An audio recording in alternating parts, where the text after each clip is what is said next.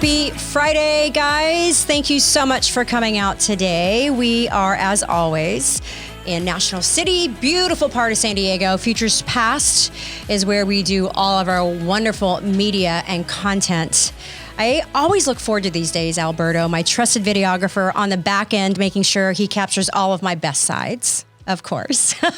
Today, gosh, what's happening today? Excited to be alive. Excited that I woke up in, my backyard of San Diego. Excited that it's a beautiful day and that I hit the ground running. I know that we all have an opportunity every morning when we wake up to make a choice, right? We're either going to have a fantastic day and we're going to reframe all of our experiences and make it an even better day, or we're not. So today I have chosen to live my best life every second of the day. And in doing so, I get to come and speak with all of you and share what I know, share my special guests' professional mindsets and their words of wisdom. And today I am beyond blessed and honored. This is such a perfect example of life happening the way it's supposed to happen. And I will start this by saying, in life, we always have those opportunities where we can step back and say, things happen for a reason. People appear in your life when they're supposed to appear. Opportunities present themselves when they're supposed to be presented. And again, we have a choice. Do we take it or do we shy away from it? And today, I am honored to have with me a very special guest, all the way down from Pasadena, to be exact, that I just met today, but I feel like I have known for some time. And the reason he is here today is because a very dear friend, Vosh, high school friend of mine, have stayed in contact with one another since we graduated from high school in 1988. Long time. Barry Storch is here today. And because of my dear friend, his family, Vosh, Barry is honoring us today, not only with his presence, but his knowledge, his expertise, his professionalism, his insight into what drives him, what fuels him. The perceived health issues that he had only thwarted him forward into much success. His role in the community in Pasadena, his role in the real estate world, the capacity he holds, the success of his 30-year marriage to his beautiful husband, who is here today as well, but he's off camera, but we'll give him kudos as well. There's so much I want to talk with you about, but first and foremost, thank you from the bottom of my heart for taking the time. You guys, he drove down at 4:30 in the morning on a Friday. And if any of you know anything about Southern California traffic, it sucks. He made the drive. Granted, there wasn't any traffic, but the point is he took time out of his very, very full, important day to be with us. So I am here. I am honored. If I could bow down, I would. I want to be more like you when I grow up. So first and foremost, welcome and thank you. Thank you, Tammy. And I have to say that I am jealous that you have known Vosh longer than I. And, knowing Vosh and just him picking up the phone call and say, you've got to meet my friend Tammy. And so it was instant love. Yeah. You guys, this is one of those moments, and you can attest to this because we'll get into this a little bit further too, in terms of energy, right? And life presenting you with opportunities. I saw an opportunity when Vosh mentioned to me how Barry has done so well, not just in life, but what he does for people around you, the tribe you surround yourself with, the things that you participate in, and let alone the real estate world, right? I am excited and eager to learn from you. I know that among many hats that you wear, aside from real estate philanthropist, you are also a coach. And you also participate in a lot of programs in LA that help the homeless in terms of housing and all of these wonderful things.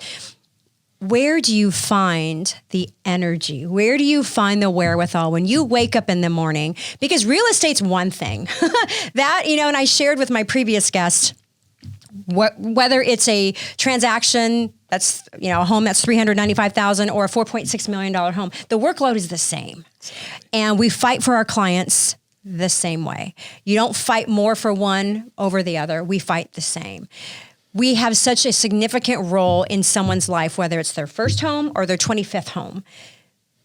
A, because that's who we are, and B, the value and impact that we bring to their lives because of that. So what drives you when you get up in the morning and you know, okay, I have my realtor cap on today, and I also have my president of the Realtors Association, Pasadena chapter, correct me? It's the Pasadena Foothill Association of Realtors. Okay, so you have that hat that you wear. You have husband. Yes. You have friend to Bosch, and now friend to me. You have the program. Remind me again of the program that we just talked about. The little. It Gets Better project.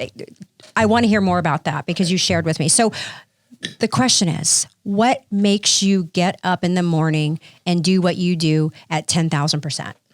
It's exactly what you said when you opened up. When you wake up, you make that choice. You can wake up in a crappy mood, or you can wake up and be happy and just realize that the day ahead of you is exciting. Yeah. So many years I was in so much pain, physical pain, that there was no excitement. There was no energy. Yeah. And I felt that at this stage of my life, this was my future. And it was like, oh my God, I might as well end it now because it was just so depressing. There are so many people out here right now listening and who will be listening who are in that space, whether the pandemic induced it or they too were wrought or are wrought with such sickness, whether it's emotional, mental, physical, or all of the above. How do you, or how did you, or what would you say to them? And at what point did you make that decision where you said, I cannot have this dictate my existence anymore? If someone's out there listening and they're in that space, what would you say to them? I think for me, the pivotal moment was I would wake up, I would just be all bloated and extremely overweight and just feeling like crap. Mm-hmm. And when I bent over to tie my shoes and I threw up on my shoes, that was the moment. And it was like, okay. And it was interesting, the day before I was on Facebook and my admission coach from coaching school had left the coaching school and became a health coach.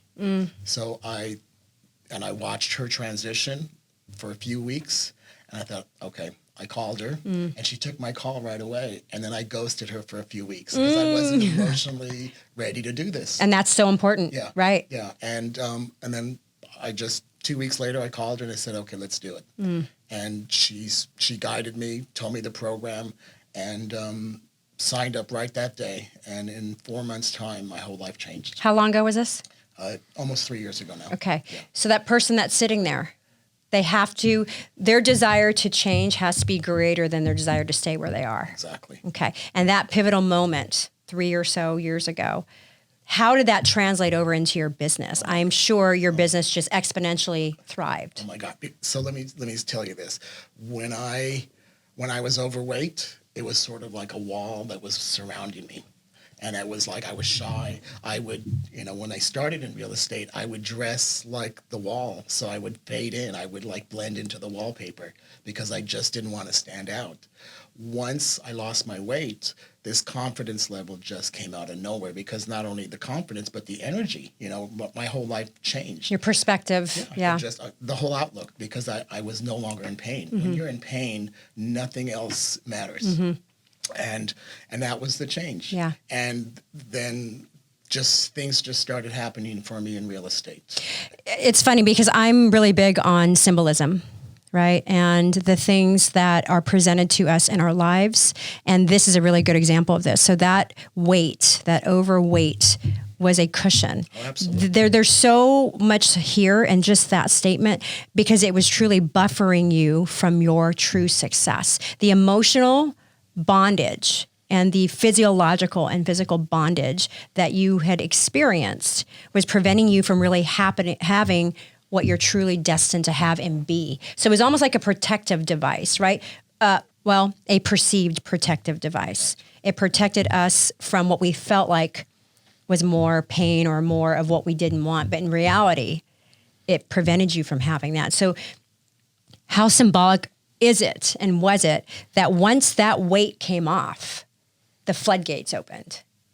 It's interesting because I remember being at a CAR conference. In addition to all the hats that I wear, I'm also a California Association of Realtor state director. I'm sorry, is there a cap you don't wear? Let's go there. Let's go there. We have enough time to tell you all this. The caps, and another cap that I wear is, I'm like, okay, wait, I only knew of like 5, and there's probably 20 more. There's more. I'm Yes. also an entrepreneur. I mean, dog lover, let's go there. Devoted husband, let's go there. I mean, there's many caps, yes.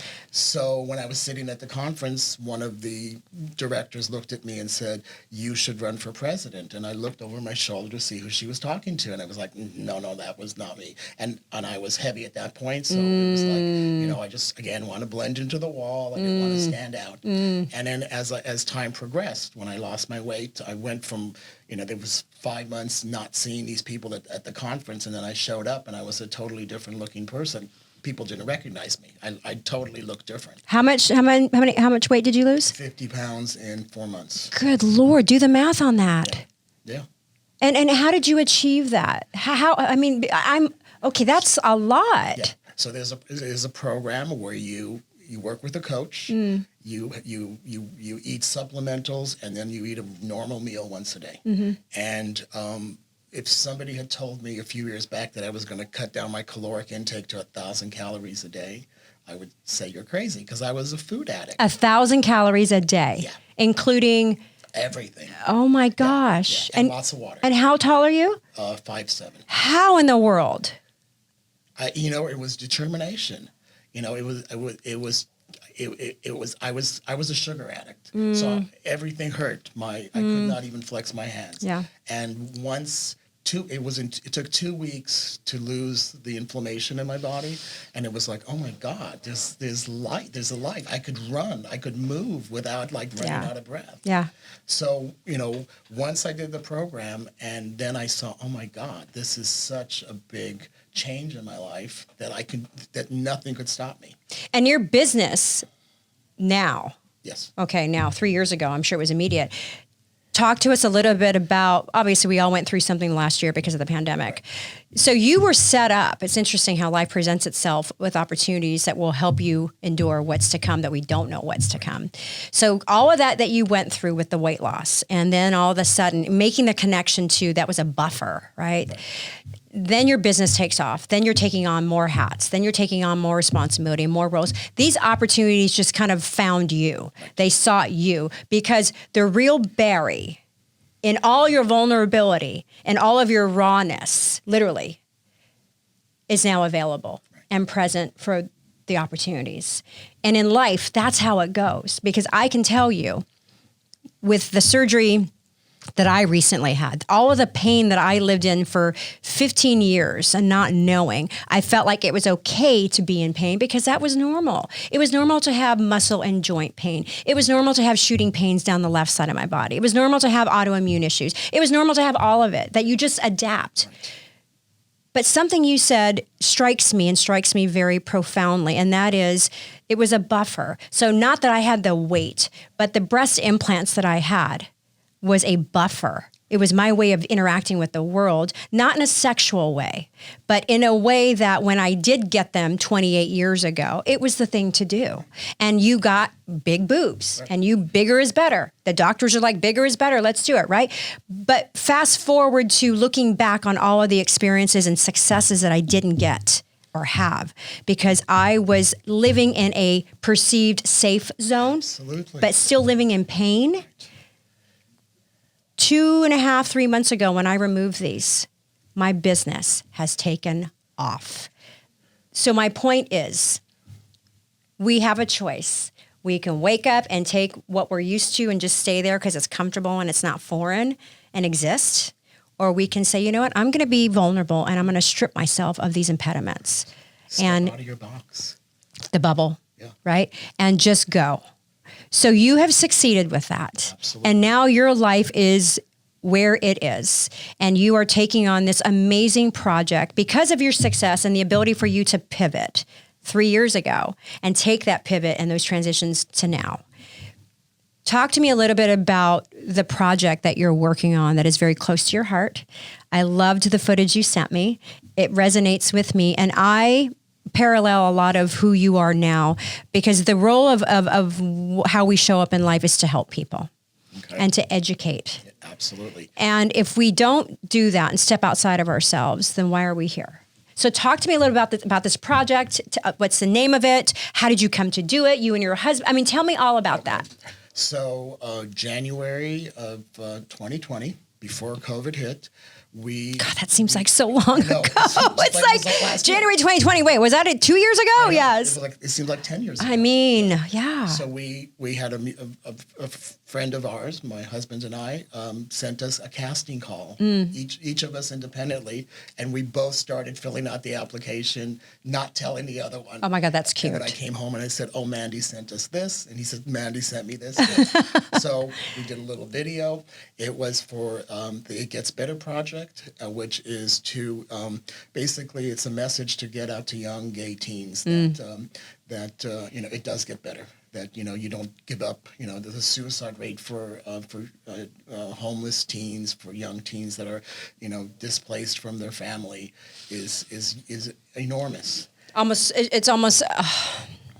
It's very unsettling how enormous it is. It really is. Yeah. So with we got picked out of thousands of couples, and the premise was that we had an established gay couple and a young lesbian couple that were just starting their life together. Yes. And so the premise was we meet at a restaurant as a blind date, the four of us. So great. It was a 3-course meal. They had a chef there. It was a production. It was a studio. Yeah.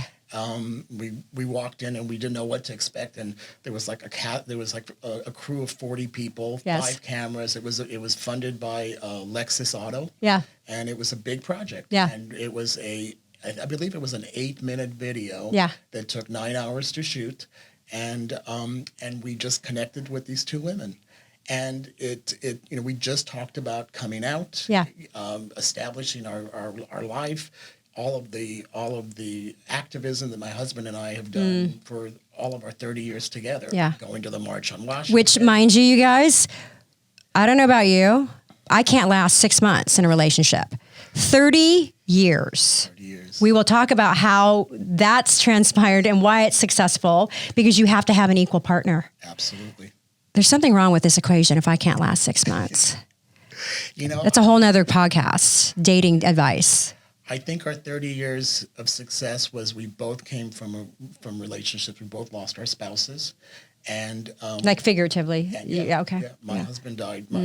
He wasn't my husband. He was my partner. Yep. Because back then there was could not even imagine that marriage was a possibility. Okay, and fast forward, look at you now. Right. Yes. And so my partner passed away. Van's partner passed away, and we met at a bereavement group, which was online. It was it was like 2 tin cans and with a string. 30 years ago? 30 years ago. It wasn't actually on. There was no photos. It was 1200 baud modem. Stop it. Yeah, it was like, it was the horse and buggy days. And okay, that is another conversation right there, because how did this even come to be? I mean, how do you even, because now it's about swiping. Swipe. You have these meetups. There was no swiping, no photos, just descriptions. I was in therapy, he was in therapy, and both our therapists suggested this gay bulletin board that had all these different rooms that had different topics. Oh my gosh. We met in a bereavement group, and we chatted for about 6 weeks until we met. And we met. Okay, wait. Okay, so you were just chatting. Just chatting. And it wasn't chat like it is today. It was you type and you send. It was like, there was nothing immediate. It was. And then you meet. It was even before the internet really started. I can't even, okay, you guys, then there's hope for me. Yeah, yes. Because with all of the ways that anybody can meet anybody these days. Yeah. Wow, that's a good story. Okay, so you took on this project. We took on this project. Yeah. And it sort of went full circle, because a year later, the girls, we call them the girls, Isabel and Tori. Mind you, they're beautiful. They're gorgeous. And I am sure their souls are even more beautiful. Oh, they're just beautiful. Just the innocence and the purity is just, yeah. So they wanted us to officiate at their wedding a year later. And we ended up hosting a wedding at our home. Yes. 40 people. Yes. And them and their family, and it was amazing. And we've now developed a lifelong friendship with these 2 women. So where can someone find out more information about this project? Because this is now that I have been made aware of it, it's something that is very near and dear to my heart. I have had friends that I have lost because of the depression, because of the stigma placed upon them at a very young time in their life, where they were taken too soon by their own volition. And if someone wants more information, because you guys, at the end of the day, this goes back to the educational aspect of why we exist in this world. If we cannot share and provide education and insight and help and assistance and however we can, and it doesn't have to be an enormous gesture, whatever you can do to help. This is very real, with mental health being number one in the world, and it should be and it has to be, especially what we've gone through. This very project right here, there is so much more that needs to be done to help spread awareness. If someone wants more information, if they want to get involved, where do they go? How would I get more involved? How does this work? And where? Just Google It Gets Better Project. Okay. That's it. We'll have the information, you guys, linked so that you can check it out. So it was started by a journalist, and I forget his name. Honey, do you remember his name? I don't remember his name. Honey's off camera, and Yes, Honey's very, very, I can tell how Honey is. Okay. And he and his husband started this project because he was, And their names? We don't have them. That's okay. we can look him up. Yeah. But he and his husband started the project, and then he got all these famous people to do videos. Obama did it. Michelle Obama. Stop it. Oh, absolutely. They Okay. all came in. And it was all these celebrities got on board. Okay. For the president and for at the time. Yep. Obama was the president. And Amazing. So it was just basically telling everyone, just hang in there. Yeah. Because we all know what it's like to struggle. Yeah. And that there is light at the end of the tunnel. We all know what it's like to struggle. Just that's A. Right. Then throw in the fact that they're young. Yeah. And they're gay. Yeah. And they don't feel like they have a place in the world just yet, or they're afraid to come out, or they're afraid, whether it's a he, a she, or a they, or whatever it is, they. Right. There has to be something that needs to be done. So the fact that this is a project that's taking off, you guys, It Gets Better project. Please check it out. Please do something. Get involved. Are there local opportunities? Is this something? Okay, perfect. Yes, okay. So, all right. That's cap number. I've lost track. We've gone from fitness coach. We talked about the real estate cap you wear, the fitness coach.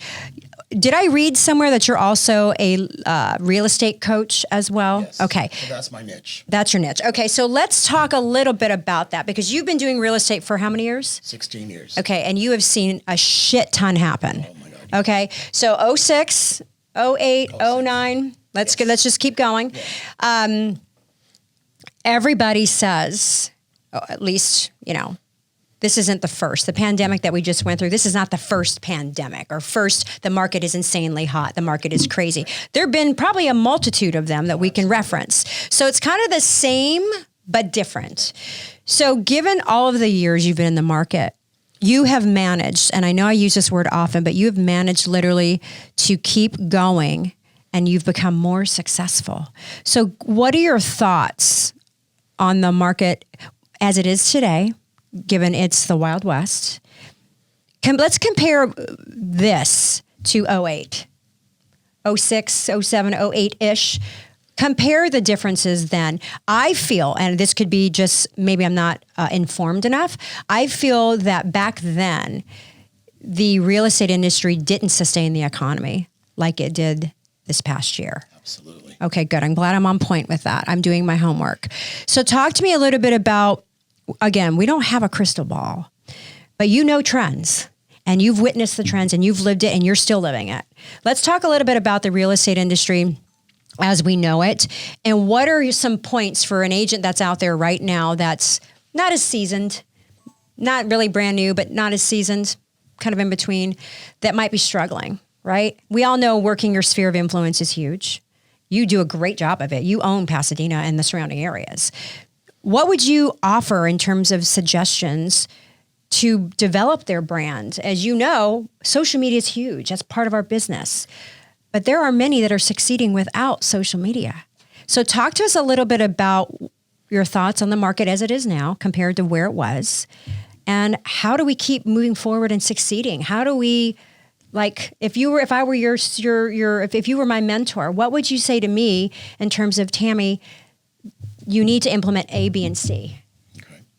So first of all, it's to compare the difference Mm-hmm. from '06 to today. Mm-hmm.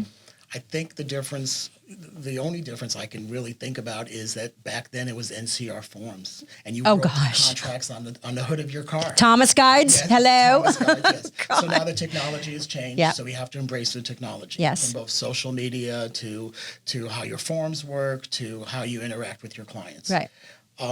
Get a coach. When my business took off is when I was open to the fact of hiring a coach. I believe in that 1,000 million %. Yeah, Yes. I didn't. Mm-hmm. It was somebody told me coach, early on, and I was like, not for me. So Barry, when you say coach, are you referring to just like an accountability, like someone in person that you can actually interact with, or like, for example, the Tom Ferrys of the world, where you're in the multitude of the masses? I did the Tom Ferrys. Yeah. I did the, all Steve Schul. Yeah. Schul. That wasn't me. Right. I needed more one-on-one. That's me. Yeah. I needed somebody to say do A, B, and C, Mm-hmm. and then next week when we meet, I want to make sure that A, B, and C is done. And then you're going to do D, E, and F. Right. Okay, And so got it. Basically, what it is accountability. Mm-hmm. It's like having a cheerleader on your team, and being able to have a vision. To really plan out. My husband is a retired architect and interior designer. So when I'm sure your home is amazing. It is. Amazing. But so the analogy that I'm using with him is that his philosophy was, don't look at the master bedroom or the bathroom. Look at the overall picture. Look at the overall house that you want to remodel. And let's say it's going to take you 20, 30 years to achieve that, but really look at the bigger picture. Don't really focus on that one little project. Don't major in the minor. Yeah, and just really have a vision that, what you want. It's all about, having a vision board, having wishes, having goals, set 3 months goals, and then look at it, look at real estate that you have 4 quarters, and look at each quarter as a year, so that you have 1 year in a 3-month period to reach your goals. And if you I like that. And if you didn't succeed in those 3 months, guess what? You have another 3 months waiting for you, and another, so that you have this opportunity to to really be out there in the workforce, but with a vision. I like to say that Winston Churchill used to take naps every day. And the reason he did that, he said, because that gives me an opportunity to have 2 mornings every day. Oh my goodness. Yeah. That's fantastic. So that's my drive is to really, and get that message across, get a mentor, get a coach. My business, when I started with my business coach, it was at the end of 2012. And I had a good business. I mean, it was okay. It was, it was moving along. And then I was in a major car accident. I was out of the office for 6 months. I had visions of this. I ended up going into an ambulance to the hospital. Oh my gosh. My car was totaled. I had visions of, getting multi-million-dollar settlements. And then, so I sort of took it easy. Then all of a sudden the bank account went down. The mortgage payment was still there. And I thought, okay, I better get my act together and get back on the road. And I knew that to do that, I needed help. Because I went back after 6 months with 0 business. So you had the drive. Right. You knew what you needed to do. And this is obviously when you were overweight. Yes. And you knew that there were steps you needed to make. And there was obstacles because the coach said to me, I don't have room for you. Oh. And I hounded her until I was able to get in. It took 3 months to get into her program. It was a small group. First it was a group of 6. That met weekly for the whole year, and then I moved on to private coaching with her. So you've had these many opportunities along the way to achieve excellence. And even in your state of your challenges at the time, car accident, the one thing that seems very apparent is your steadfastness, your focus, right? You seem to have this mindset, and it carries over into your real estate business. Everything is in that 3-month period, and every opportunity that is an obstacle, treat it as if this is it. I've got it. This is all I have right now. I need to make it happen, or it's not going to happen, right? So that accident, that kind of catapulted you into the whole, okay, wait, I need help. Right. I can't do this. I know I'm smart. I know I can do this. I've got everything I need deep down inside of me, but I need help. That is huge, because not a lot of us want to admit we need help, because we think we can do it. We can think, right? It's our ego talking and all that stuff. But when you can finally cross that bridge and go, okay, you know what? It's time. And again, once the weight came off, the opportunities presented themselves and you became more successful. So this was even before then, and the opportunity presented yourself. So you got a coach, you got a mentor. That's A. For any agent, follow the processes, procedures, do it. Then what? For me, it was once I sort of outgrew the coach. I asked her, what do you think about me becoming a coach? And she was like, oh my God, look at the hair on my arms. She says, I've been talking about you and with the owner of the company about bringing you on as a coach. I checked it out, and then I went to school for a year while I was still working and all the other hats that I was wearing. Good Lord. And did this. Yeah. And I have to tell you, after sitting in the class for 4 days, because it's a 1-year program, after 4 days, it was a go-away class. I came home, and my whole relationship with my husband changed. My life changed, like in 4 days. And then it just continued to just change. So since Van isn't on camera, do you feel that not only is he your biggest cheerleader, right? Do you feel that the instant recognition that was provided by the mere presence of him in your life, in terms of where you've come from to where you are with each one of those opportunities, do you feel that having that partnership and having that sound person on the other side would say to you, or has said to you, there's more? You can achieve more. Oh, yeah. The greatness is, you haven't even tapped into your greatness.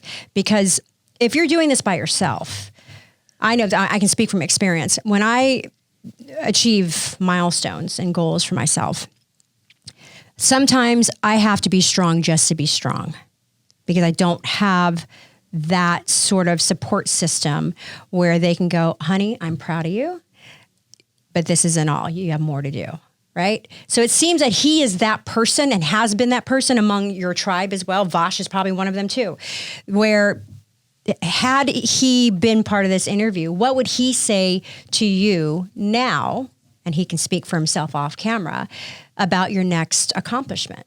Well, he likes to say, honey, did you just coach me? And I'll say, I don't know, did I? Because I'm a coach 24/7. That's your nature. That's yeah. my nature. Yeah. And, just having that one person that believes in you 110%. Regardless. You are with that person because that person makes you better. Yes. Yeah. Yes. It's funny because I've dated guys where I'm a super independent person. I have my own things going on. I don't need the relationship per se. I love the relationship, especially if it adds value to your life and you complement one another, et cetera. But what I've often found is if it becomes where I start to feel like I'm a motherly role, I can't do it. Yeah. I'm not here to breastfeed today. Yeah. No, we're partners. Literally breastfeed. Yeah. We're partners. Right? I'm not here to wean you off the bottle. You are a grown man. Let's get our shit done. Right? But when you have someone in your life that is your equal, right? And they just make you, there's nothing you can't do. So I feel like on this journey you've been with everything, gosh, and the way that you met, I mean, come on, if you can overcome that, the sky's the limit with you guys. It's like you're doing so much. You're doing real estate, you're doing this, you're doing that, and yet you continue to go. What drives you? What makes you get out of bed every day? We have a choice. We started this podcast saying you have a choice. Today, you're going to leave here and go back to Pasadena. You've got work to do. Last night, I wanted to have dinner with you guys, but you had plans last night. Your life is full. Yeah. How do you go? How do you focus on what's next for Barry? How do you know to pick and choose where to spend your time? Because it has to be wisely. Absolutely. That's the one thing that you cannot buy. You cannot buy time. You can't reproduce it. You can't manufacture it. So you really have to weigh what's important to you. Yeah. There are opportunities. Coming here today, I had to think about it. Yes. Because the first thing that came into my mind is like, what benefit will this serve? And the answer was, I'm going to meet a new friend that somebody's going to be in my life forever. Yes. Because, Yes. Bosch puts us together. Yes. Bosch There's, has put us together yes. with several friends Yes. over the years. And it was just like, okay, so that we've turned this into an adventure. We knew we were going to come early and have breakfast Yes. in San Diego, which that's not our norm. Here to meet you today and have this conversation. Yes. We leave here and we're going to Corona Del Mar to... Oh, such a horrible spot. I know. We're going to go to... I feel badly for you. Rogers Gardens to the farmhouse restaurant. Another farmhouse. Yes, today's Walnut Farm. And we're meeting two friends from Orange County. Okay. I have both in their 60s suffered heart attacks. One is a coaching client, and I've helped her with her weight and helped her get over that. And another friend that just had a heart attack a month ago. So we wanted to get these two people together. And so your invitation created this event. Opportunity, yeah. And so... Yeah. You know, so you've got your success. I mean, I see on Instagram and social media just how crazy busy you are in real estate. And that in and of itself is a balancing act, right? Yes. Then you throw in your coaching business. You throw in your personal life. You throw in friendships, newly acquired friendships. You throw in Vosh, and we all know Vosh, you're a handful. But we love the handful. Given the market is the way that it is right now, right? Besides having a coach and you deciding what listings to take, what buyers to represent, et cetera, do you see, because I feel like it's settling a little bit. yes. And something funny happened to me the other day when I was out showing homes. I pulled up to this community and I saw 8 for sale signs in this community. I haven't seen that in a while. And the first thought that came to my mind was either the agents forgot to pick up their signs, which could have very well have been the case, or inventory starting to really go up a little bit, right? So where do you feel we're going? I mean, trends are trends. We know that. You've been around a long time. And the steps that we have to take as real estate agents, forget about the fact that we're human beings, because that's one of the reasons we will be successful, is because who we are as individuals. Where do you think we're going? Do you see this changing drastically anytime soon? Is there hope for the buyer fatigue? I've seen it. I've witnessed it. I've been on both sides. What do you think? Okay, so I host a show every week, every Thursday. It's called PFAR Live, Weekly Live, which P4. PFAR. PFAR. Okay. Pasadena Foothill Association. Realtors. Okay. So we have our caravan, and now we've converted it because of COVID. We converted it to, instead of live, we do it online. Okay. And I've been hosting it since COVID. Okay. And you would see 2 or 3 houses come up on a weekly basis. Today's Friday, right? So I know, I've lost track of days. Yesterday's PFAR Live, we had 29 listings. The week before, we had about 35 listings. So we're starting to see the inventory loosen up. I think sellers are getting to the point where they see that the market is still hot for them, but they're also being realistic as far as their pricing, right? And also willing to invest in their properties to get it ready. In the old days, it was just like put it on and sell it the way it is. And I think that people are taking time. I have a listing that just came up for $2.4 million. My client ended up putting $30,000 into the house. Yep. Needed to paint, stage the house, get it ready. And I think a few months earlier, sellers were not willing to do that. Well, because as we know in some of the offers, buyers are willing to give away their firstborn just to get the offer accepted. And that's a true story. I mean, no, literally, I have seen offers, honestly, where they're including like a month or a year's worth of taco trucks, a taco truck to come to your house. It's crazy, the stuff. And I'm like, wait, hold on. Where are we right now? Is this reality? It is reality. Yeah. I just sold a house to a young couple, their first home, starter home. In the valley in Van Nuys. They're now calling Van Nuys Lake Balboas to give it a more prestigious. Yes, it's the zip code, still the zip code, but okay. And so my clients got in at $907,000 as their first home. Okay. And we did a free rent back for 2 months. Okay. The sellers were relocating. Perfect. And in a 2-month period, 4 houses in the neighborhood sold, similar houses. So my client who paid $907 two months prior is now worth $1.1 million. That is just nuts. Yeah, totally nuts.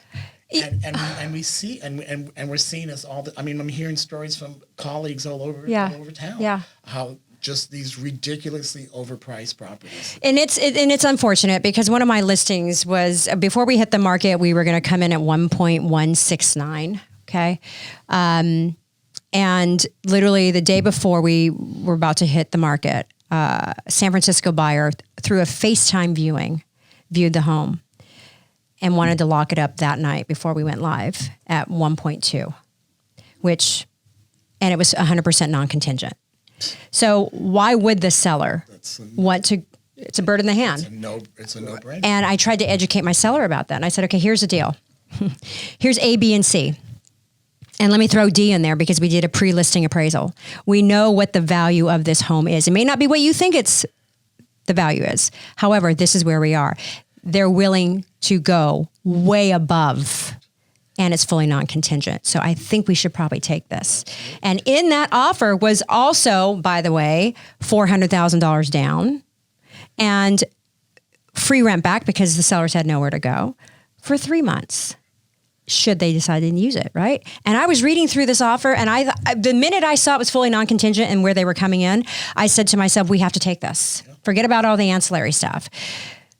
But and I'm sure you've witnessed this, the sellers were just like, well, we know this. No. Here, I'll do what you want me to do, but let's take a look at what's really happening.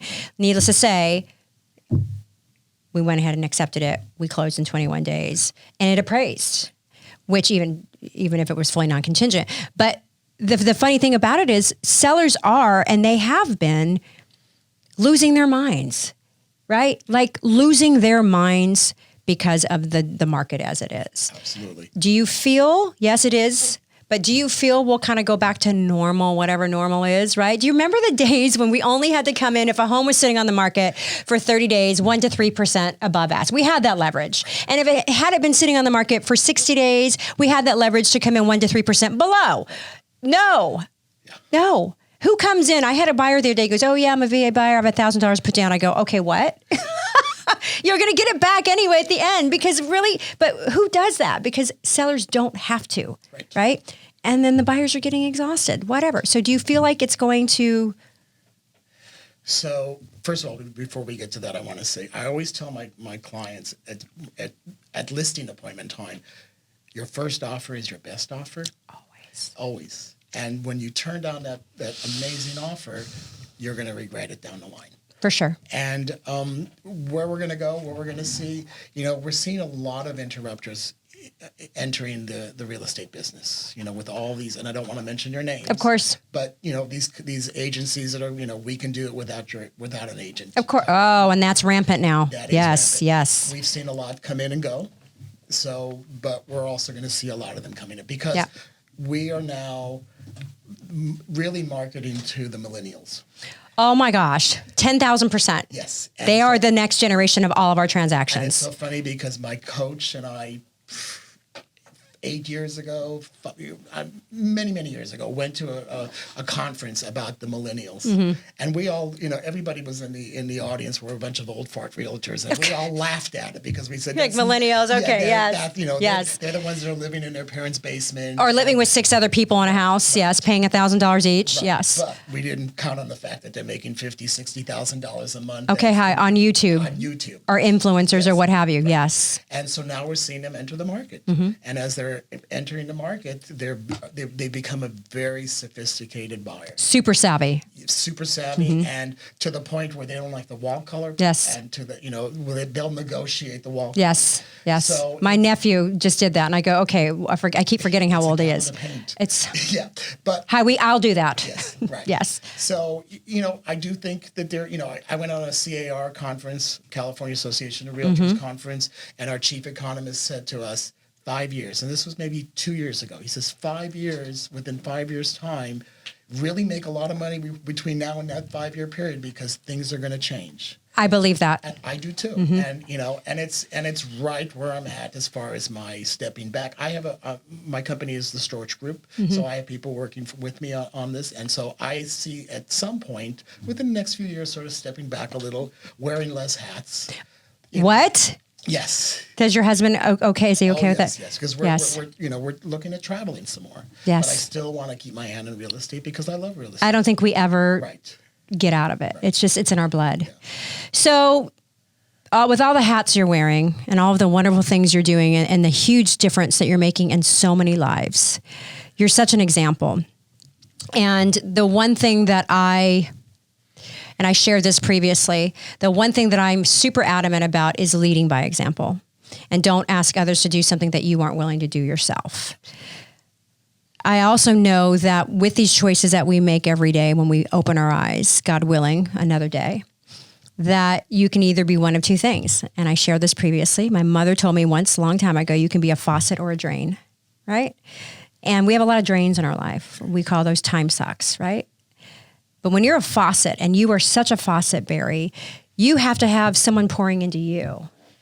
Things have to pour into you, so your cup is full. If you could, and this will be our takeaway, in the overall sense of your life, business, personal, the philanthropic achievements that you have, anything that you do or have done or will do, what fills your cup? And how do you keep going, and how will you keep going in the next 5 months? Have fun. Life is short. My husband and I both lost our partners of long terms. And when we came into this relationship, we realized that laughter and at yourself, especially. Oh, absolutely. Yeah. We're the first ones. I'm the funniest person I know, whatever. And, even to the point sometimes when we argue and then the dogs leave the room, we just start cracking up because, oh God, we've upset the children. I'm there. Yes. It's totally about having fun because life, it could be over in a minute. And so, truly. When you say about, what's my faucet, like attracts like. Cut out the people that are negative in your life, clients that are negative. I don't take on negative clients, and I can tell. I'll interview a client, and then they start talking politics, and it's not my politics. Yes. I don't talk politics with my clients, but when they start talking to me, whatever it is, if it doesn't gel, then it's like, I'm really, I appreciate the time. I'm really busy, but I can refer you to someone. And Absolutely. Then I'll refer them to another agent in my agency. Yeah. Let them, a newer agent needs that experience of what it's like. Because when I started coaching, the one thing my coach said to me was, you will get to a point where you can pick and choose your clients. Absolutely. And I always said that'll never happen because we're in it to make money. Yeah. Your value. But that has all changed. It's no longer about money. It's about getting people into their homes. It's about helping people, big decision, get their dreams, fill their dreams, and be a part of it. I talked to a client the other day. I sold them, he and his husband, I sold them a house a couple of years ago.